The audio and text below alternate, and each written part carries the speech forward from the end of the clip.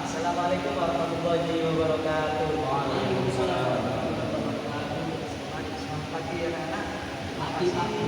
Telah hadir buat waktu. Nggak ada yang telat ini anak-anak. Tapi saya rasa ini kelasnya bangkunya ada yang kosong. Di belakang, di samping ada. Coba saya absen dulu ya. Pak saya sambil tidak. Ini, Rudi. Di mana Rudi? Nggak tahu, Mama sudah Kenapa? Hilang. Bisa. Haris. Terus ini namanya Ananta mana? Bolos. Kayak air. Oke, langsung saja kita mulai untuk materi teks berita. Sebelumnya teman-teman, anak-anak di sini, apakah tahu mengenai berita itu apa? Pernah dengar nggak kata berita? Apa ini? Berita ini? kita itu biasanya dalam koran itu Pak, bacaan di koran. Ya itu termasuk. Tapi secara definitif apakah Rifni tahu apakah berita itu seperti apa, bentuknya apa, tahu? Kurang tahu Pak, ini punya informasi gitu Pak. Oke, saya jelaskan secara ringkas saja untuk berita. Berita itu adalah sebuah informasi, adalah sebuah teks atau gambar yang memberikan informasi terhadap peristiwa-peristiwa yang terjadi di dunia nyata. Itu namanya berita. Langsung saja.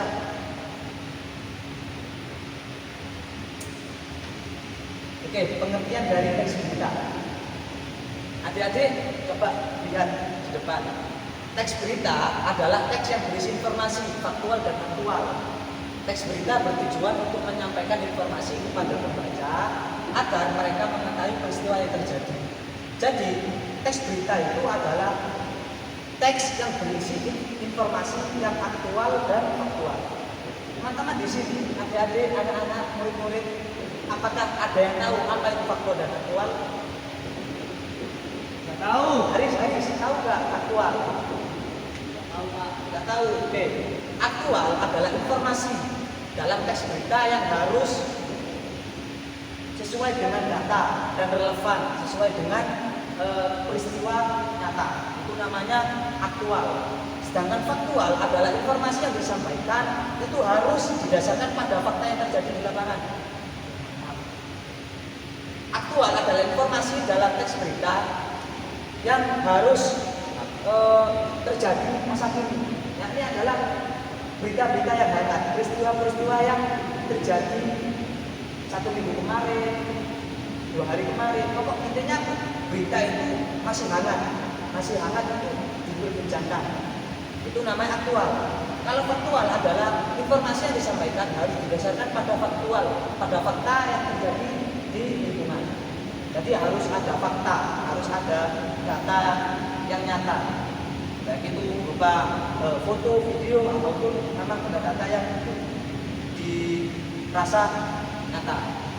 Terus berita itu harus objektif. Maksudnya apa? Objektif itu adalah teks berita harus ditulis secara netral dan tidak memihak. Jadi penulis berita itu harus netral, boleh memihak. Apabila ada berita mengenai panas ya antara Indonesia dan Filipina di Mobile Legends kemarin kan panas juga. Yang membuat berita itu harus netral, tak boleh memihak kepada Indonesia ataupun Filipina. Itu. Jadi berita itu harus aktual, faktual, dan objektif. Selanjutnya, nah struktur berita. Jadi berita itu harus ada strukturnya. Jadi teman-teman, struktur berita memiliki struktur yang seperti piramida. Ya kan? Yang pertama itu judul. Atas dulu itu kalau berita itu pasti ada judulnya. Yakni judul itu berisi rangkuman secara singkat dan menarik. Biasanya judul itu ada di atas sendiri dan itu biasanya menarik teman-teman. Yang kedua ada pengantar, kata pengantar atau penjelasan singkat tentang apa yang terjadi di sekitar atau berita yang akan disampaikan. Jadi sebelum berita itu harus ada kata pengantarnya dulu. Ada susunan yang mengantarkan nanti ke isi beritanya. Selanjutnya ada isi berita. Nah, isi berita adalah menjelaskan secara detail kejadian peristiwa yang terjadi atau menjelaskan secara detail kronologi latar belakang berita yang disampaikan. Selanjutnya ada sumber berita. Nah, sumber berita ini data, yakni harus menyambungkan data-data yang faktual juga. Yang tadi kan pengertiannya ada aktual dan faktual. Nah, faktual ini maksudnya di sumber berita. Maksudnya apa? Berita itu harus ada sumbernya, sumber datanya yang valid. Itu. Selanjutnya, unsur-unsur berita. Berita itu pasti ada unsurnya. Seperti kan kalau kita itu membuat berita, pasti selalu ada pertanyaan. Nah, unsur pertanyaan-pertanyaan itulah yang menjadi unsur-unsur berita. Jadi unsur berita itu ada 5W1H. Apa, siapa, kapan, di mana, mengapa, dan bagaimana. Jadi di setiap berita itu harus ada apa, isi apanya. Terus ada siapa, harus ada unsur kapan, di mana, mengapa, dan bagaimana. Juga harus ada sumber berita. Sumber berita ini penting, harus wajib adanya. Kalau foto dan ilustrasi itu masih nggak penting juga, nggak apa-apa. Maksudnya ini menjadi tambahan aja untuk foto dan ilustrasi. Jadi berita itu harus ada 5W1H dan sumber berita. Mengenai foto dan ilustrasi ataupun video itu pendukung, jadi sumber pendukung aja dari sumber berita. Selanjutnya, kaidah kebahasaan teks berita. Jadi ketika teman-teman mau membuat teks berita, itu harus mengetahui kaidah kebahasaan teks berita. Yang pertama, kalimatnya itu harus kalimat deklaratif. Apa itu kalimat deklaratif? Bisa. Ayo, kok tidur sana? Berdiri.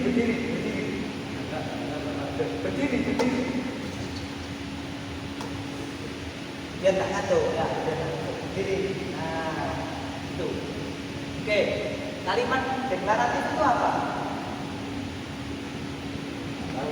Tak tahu. Oke. Kalimat deklaratif adalah kalimat yang bersifat menyatakan dan memberikan informasi faktual. Jadi kalimat deklaratif adalah kalimat yang memberikan pernyataan, ya, kalimat pernyataan. Itu namanya kalimat deklaratif. Seperti ini jam 8 pagi memakan pecel. Itu kalimat deklaratif atau kalimat pernyataan. Oke, duduk. Jangan tangan tuh kan? Ya. Selanjutnya ada kata kerja aktif. Maksudnya apa? Kata kerja aktif adalah kata kerja yang menunjukkan tindakan yang dilakukan oleh subjek secara langsung. Jadi kata jam 7 pagi ini makan di Pak Makong, makan pecel, makan nasi pecel di Makong lah. Harus ada kerja aktifnya. Kerja aktifnya adalah makan. Subjeknya adalah Bifni. Itu jadi harus ada kata kerjanya. Selanjutnya bahasa yang baku, menggunakan bahasa yang baku itu pasti. Yang namanya teks berita itu harus menggunakan bahasa baku, bukan menggunakan bahasa yang tidak baku. Seperti kalau teman-teman biasanya di WA itu kan singkatan di mana di MN, nah itu boleh, harus sesuai dengan kaidah kebahasaan Indonesia secara baik. Terus harus singkat dan padat. Maksudnya apa? Isi dari teks berita itu harus kata-katanya itu harus singkat, harus padat. Maksudnya apa? Harus efektif dan tidak bertele-tele. Muter harus langsung set. Itu namanya singkat dan padat. Maksudnya langkah-langkah menyusun teks berita. Teman-teman di sini pastinya harus mengetahui bagaimana menyusun berita itu, karena sekarang teman-teman di sini kelas apa ya. Jadi setidaknya teman-teman adik-adik harus bisa membuat teks berita. Oke, yang pertama, mekanisme atau langkah-langkah menyusun teks berita. Pertama, harus mengumpulkan data dulu. Apa? Datanya itu apa? Teman-teman mencari data secara faktual dulu. Apa yang mau diberitakan? Apa yang mau disampaikan? Setelah itu pemilihan judul. Setelah teman-teman itu mengumpulkan data dan teman-teman mengkaji data tersebut, akhirnya teman-teman memilih judul. Oh, judulnya itu apa? Data yang saya ambil, data yang saya dapatkan ini enaknya dikasih judul apa? Itu. Selanjutnya penulisan isi berita lah. Setelah teman-teman memilih judul, barulah teman-teman adik-adik membuat berita secara langsung atau menulis. Yakni dengan tadi harus menggunakan kata kalimat aktif, kerja aktif, kalimat kata kerja aktif, ya kan? Itu tadi. Selanjutnya penyuntingan, maksudnya memeriksa kembali teks berita yang sesuai dengan struktur bahasa dan isi beritanya. Jadi setelah teman-teman itu menulis berita, barulah teman-teman menyunting. Maksudnya menyunting itu dikaji kembali, dilihat kembali, apakah sesuai dengan kaidah kebahasaan yang digunakan, apakah isi beritanya sesuai dengan data yang didapatkan. Jadi setelah pengumpulan data, pemilihan judul, penulisan berita, dan penyuntingan. Selanjutnya, oke, contoh teks berita. Di sini saya berikan contoh sedikit teks berita yang simpel. Jadi pertama, teman-teman lihat ada judul. Judulnya adalah kebakaran hebat melanda pasar tradisional. Nah, dari judul di sini ini judulnya sangat menarik karena apa? Ada kata hebatnya. Kebakaran hebat. Wah, berarti kan menarik dibaca. Jadi judul itu harus menarik biar dibaca itu biar tertarik dengan isi bacanya. Kebakaran hebat melanda pasar tradisional. Nah, sebelum itu, setelah judul harus ada kata pengantar. Seperti contoh, sebuah kebakaran hebat melanda pasar tradisional X pada pagi hari ini mengakibatkan kerusakan dan kerugian yang besar. Nah, ini adalah kata pengantar sebelum isi dari berita tersebut disampaikan. Selanjutnya, setelah kata pengantar itu ada isi berita. Ya, yakni seperti ini, kebakaran terjadi sekitar pukul 5 pagi. Diduga disebabkan oleh konsleting listrik api dengan cepat membuat kios-kios di sekitar lokasi kejadian. Tim kebakaran berhasil memadamkan api secara berjuang selama 3 jam. Nah, jadi isi berita itu adalah kronologi secara detail. Kronologi secara detail, kata-kata secara detail itu disampaikan di isi berita. Karena ada sumber berita. Nah, sumber berita ini harus dicantumkan. Sumber beritanya adalah Kepala Dinas Pemadam Kebakaran Kota Y Bapak Z membenarkan kejadian itu sudah termasuk sumber berita yang faktual. Selanjutnya, kesimpulan dan penutup. Jadi kesimpulannya sebelum sampai di kesimpulan, saya mau tanya ke Haris. Kesimpulan yang dapat tadi apa? Bisa dijelaskan?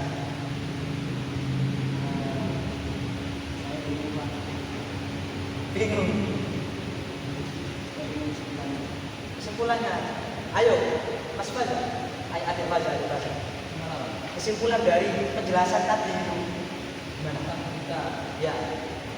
adalah suatu kesimpulan teks yang harus bersifat fakta dan faktual. Oke. Masuk, berarti tadi pemahamannya sudah masuk ya. Kecuali hari ini kayaknya tadi ngantuk, makanya masuk. Berdiri Pak, berdiri Pak. Berdiri. Dia ngantuk.